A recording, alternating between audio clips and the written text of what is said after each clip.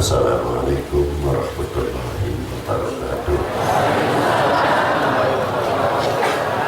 Alhamdulillahirabbil alamin. Wassalatu wassalamu ala asyrofil anbiya wal mursalin wa ala alihi wa sahbihi ajmain. Diriwayatkan beberapa tokoh muhaditsin yang diterima oleh seorang kutub wali besar namanya Sayyid Muhammad bin Yusuf As-Sanusi, meriwayatkan satu doa yang luar biasa. Doa itu tadi isi apa yang tadi dibaca di dalam kitab Jami'ul Ushulil Awliya, baru saja dibaca. Qala al-mu'allif radhiyallahu ta'ala anhu, isinya doa itu tadi kalau mau dibaca ini khasiatnya Allah Ta'ala memberikan luar biasa untuk kemantapan tauhid, kemantapan keyakinannya kepada Allah Subhanahu wa Ta'ala. Doa tersebut isinya Allahumma inni as'aluka khawfal alimina bika wa ilmal khaifina minka wa yaqinal mutawakkilina alaika wa raja'ar raghibina fika wa zuhdat talibina ilaika wa wara'al muhibbina laka wa taqwal mutasyawwiqina ilaika. Ya Allah, Allahumma inni as'aluka, kami mohon kepadamu ya Allah, khawfal alimina bika, takutnya orang-orang yang mengerti takut kepadamu, wa ilmal khaifina minka, dan berilah kami ilmunya, al ilmal khaifina minka, orang-orang yang tahu ilmunya yakin, ilmunya takut kepadamu, dan berilah kami ilmunya satu keyakinan sebagaimana Engkau telah memberikan ilmunya orang-orang yang betul-betul yakin kepadamu. Wa yakinal mutawakkilina alaika, dan berilah kami ilmu-ilmunya orang-orang yang yakin mengerti bertawakal kepadamu. Wa raja'ar raghibina fika, dan berilah kami ilmunya orang-orang yang ngerti mengharap kepadamu belaka. Wa zuhdat talibina, wa zuhdat talibina anka, masih ngapal lah tuh nanti. Wa zuhdat talibina ilaika, dan berilah kami orang ilmunya orang-orang yang zuhud di dalam segala sesuatu kepadamu, dan jadikanlah kami orang-orang yang mahabbah, orang ilmunya orang yang mahabbah, ngerti betul dan bersih orang-orang itu cara mahabbahnya kepadamu, dan jadikanlah kami orang-orang yang bertakwa, orang-orang yang mengerti takwa yang sebenarnya, kesengsem. Taqwal mutasyawiqina ilaika, kepadamu. Al mutasyawiqin kalau Jawa muter kesengsem. Ma'asyiral hadirina rahimakumullah. Ternyata doa ini sangat penting sekali, sehingga ketika kita itu hanya mengerti takut tapi tidak tahu tempatnya takut, menempatkan takut, dia juga sulit kepada Allah Subhanahu wa Ta'ala. Takutnya orang-orang yang arifin menambahkan keyakinan, tapi takutnya kita orang awam terkadang merubah, timbul syaknya kepada Allah Subhanahu wa Ta'ala karena tidak mengerti ilmu yakin kepada Allah Subhanahu wa Ta'ala. Satu contoh, orang kena penyakit. Orang ini sudah yakin betul, saya itu sakit. Mestinya kalau dikembalikan kepada tauhid, dengan penyakit yang diendap oleh seseorang yang sakit akan menambahkan ketakutannya kepada Allah, bukan menambahkan takutnya mati, bukan. Kalau kita biasanya di babak takutnya mati. Awal, saya tidak menyalahkan. Tapi sebetulnya ketika kita takut kepada mati, mestinya kita bertanya, apa yang harus kita bawa? Apa sekadar kita takut mati? Tapi yang paling berat ketika kita menghadapi kematian, keyakinan itu ikut membentengi kepada kami atau tidak?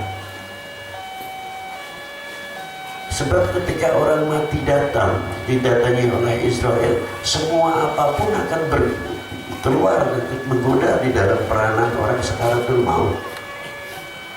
Yang iblis datang, yang lain-lain datang menggoda di waktu sekaratul maut.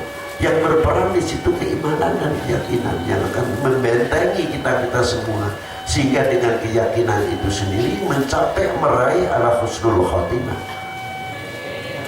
Tapi bila mana keyakinan ini pudar, waliyadu billahi min dzalik, inilah yang paling ditakuti para auliyaillah, para wali. Sehingga selain Allah menjadi hijab hubungannya dirinya dengan Allah Subhanahu wa ta'ala. Karena apa sebabnya? Tawakulnya kurang, mengharapnya kurang.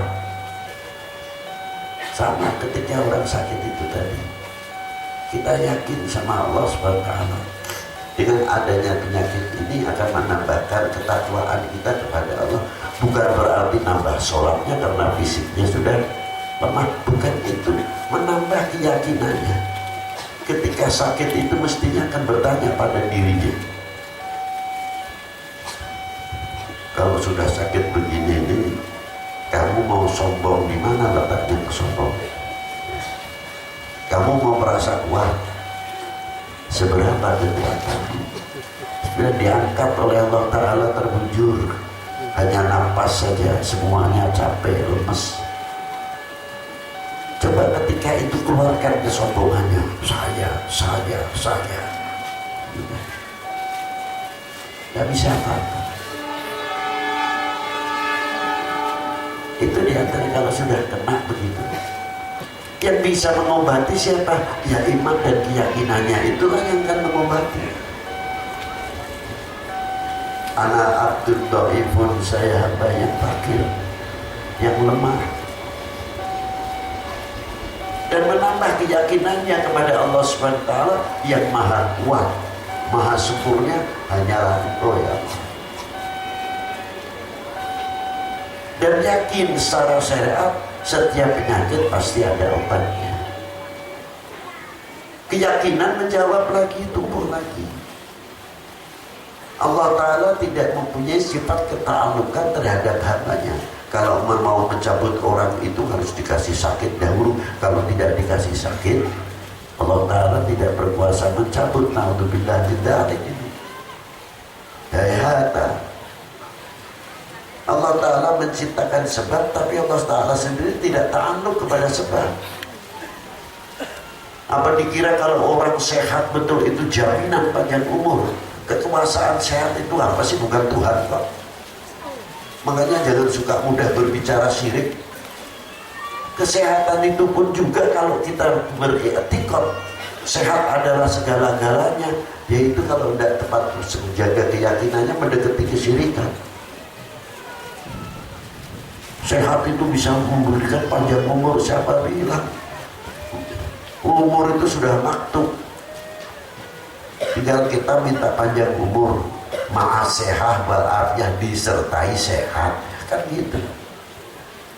Sehat tidak jaminan pasti kalau orang sehat mesti panjang umur. Banyak orang tidak merokok, olahraga, check up jantung setiap minggu, check up darah dan lain sebagainya. Duduk saja nggak apa-apa, nggak ada khabar, tahu-tahu kelihatannya tidur, wassalam. Ada lagi habis olahraga, muter, masih duduk hanya selak tahu, wassalam. Lihat. Jadi Allah Ta'ala tidak mempunyai sifat keta'alukan. Kalau orang itu sehat, kalau Allah Ta'ala tidak bisa nyabut, siapa bilang? Sebaliknya ketika orang itu kena penyakit yang luar biasa, kalau keyakinannya tidak matang, berubah keyakinan itu. Itulah kita ini sakit, ya Allah. Coba ikhtiar sana, ikhtiar sini. Keyakinannya katanya si Kiai Anu mujarab, mustajabah doanya. Saya masih begini, nah muncul lagi begini. Timbul lagi. Timbulnya karena melihat tokoh ulama yang memberikan ikhtiar itu tadi, timbul proses keyakinannya karena merasa tidak diijabah. Berubah keyakinan. Tapi coba, kalau keyakinan itu semakin kuat, semakin mengetahui, ya ternyata yang bisa menyembuhkan itu Allah Subhanahu wa Ta'ala. Kita itu kan ikhtiar, diijabah atau tidak, sudah ikhtiar mendapat pahala. Itulah keyakinan. Kalau disertai dengan tawakal, disertai dengan husnudzon billah jalla wa ala. Keyakinan itu. Maka pentingnya sekali doa tersebut, bayakinal mutawakkilina 'alaika. Berilah kami ya Allah ya ilmu yakin sebagaimana engkau memberi kepada orang-orang yang mengerti, yakin dan tawakal kepadamu. Inilah kehebatan daripada isi doa dan kitab tadi. Dari itu keyakinan itu akan menambah, membentengi kita semuanya.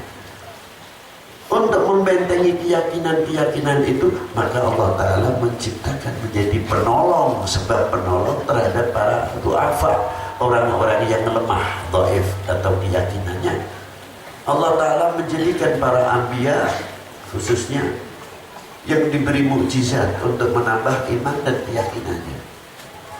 Setelah para nabi tidak ada, diberi al-ulama wal auliya, diberi kelebihan-kelebihan al-karomah untuk apa? Sebab menjadi nambah keyakinan dan keimanannya. Contoh umpamanya, ketika kita syak muncul, apa itu? Nabi Isa itu seumur pakai wong. Saya percaya itu mukjizat ya. Tapi secara lahiriah kita hanya keimanan saja, tapi kita belum menjumpai. Dibuktikan dengan ulama-ulamanya baginda Nabi Sallallahu Alaihi Wasallam. Nabi kita bersabda, ulamaku ini bagikan para nabi Bani Israel. Ditunjukkan di antara siapa? Seperti Sayyidi Syabdul Qadir Al-Jilani, Sayyidi Syahbil Hasan Al-Syadili. Diberi karomah lain-lainnya masih banyak kalau saya sebutkan. Itu hakullah mutlak. Mau diberi karomah atau tidak, itu urusan Allah Ta'ala. Mau masuk akal mau tidak, itu urusan Allah Subhanahu wa Ta'ala. Mau mungkin dan tidak mungkin, itu urusan Allah Subhanahu wa Ta'ala. Bukan hak kita. Masuk tidak masuk akal, ya silahkan saja kalau tidak masuk akal.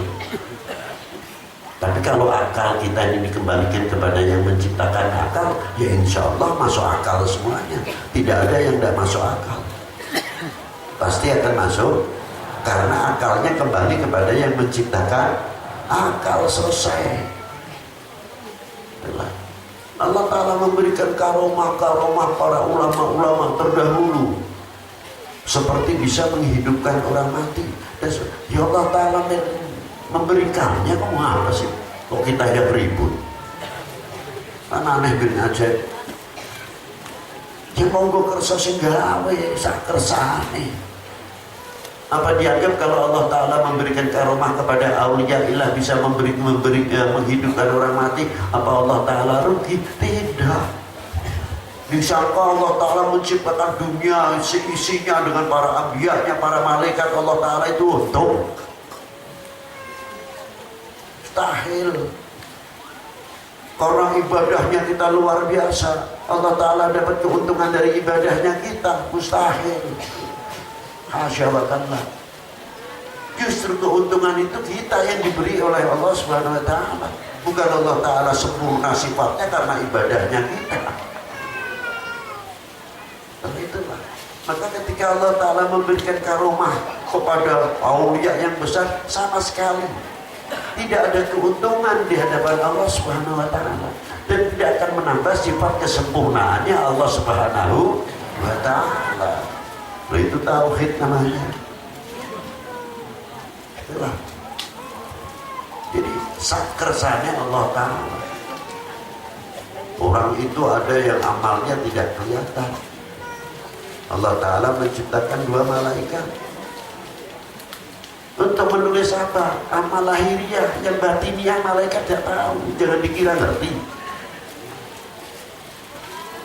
Yang satu menulis yang baik, yang satu menulis tidak baik. Tanpa kedua malaikat pun apa dikira Allah Ta'ala tidak mengetahui? Maha mengetahui. Jadi Allah Ta'ala menciptakan 2 malaikat ini untuk kepentingan siapa? Keuntungan kalian, untuk keuntungan kita, supaya kita tahu agungnya rahmatnya Allah Subhanahu wa Ta'ala. Di situ letaknya.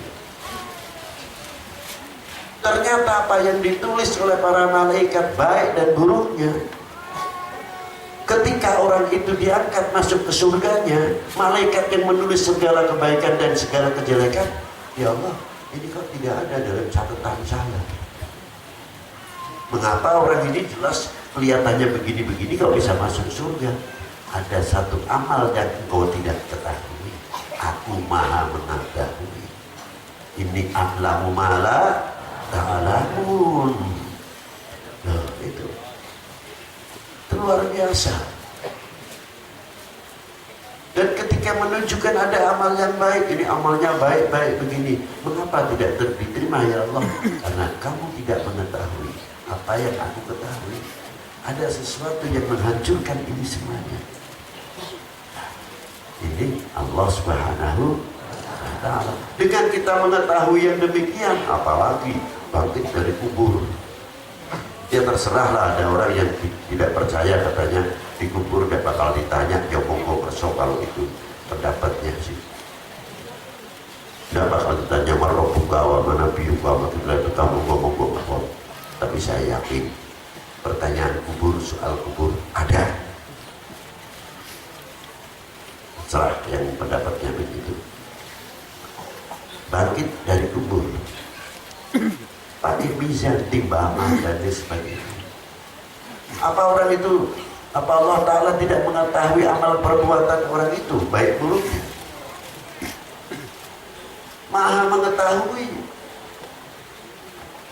Tanpa timbangan pun maha mengetahui. Lah, timbangan itu untuk siapa? Untuk makhluknya, supaya tahu kebesaran Allah Subhanahu wa Ta'ala. Muamalah apa yang kita kerjakan, umpamanya kita setiap malam satu khataman Al-Quran, baca zikir sekian, baca tasbih sekian, baca sholawat sekian. Setelah dikumpulkan semuanya pahala, biar tahu, udkhulu bi rahmati, masuklah kamu ke surgaku dengan rahmatku. Rahmatnya Allah Ta'ala satu, ditimbang pahala mereka yang dia dapati belum apa-apa untuk dibanding rahmatnya Allah Ta'ala. Melek akhirnya, bukan mata, tahu kebesaran Allah Subhanahu wa Ta'ala. Ternyata amal kita itu belum apa-apa dibandingkan rahmatnya Allah Subhanahu. Tapi untuk bisa mencapai, menggapai rahmatnya Allah Ta'ala dengan sebab amal baik kita ketika di dunia. Rabbana atina fid dunya hasanah wa fil akhirati hasanah wa qina. Seterusnya, wassalamualaikum warahmatullahi wabarakatuh.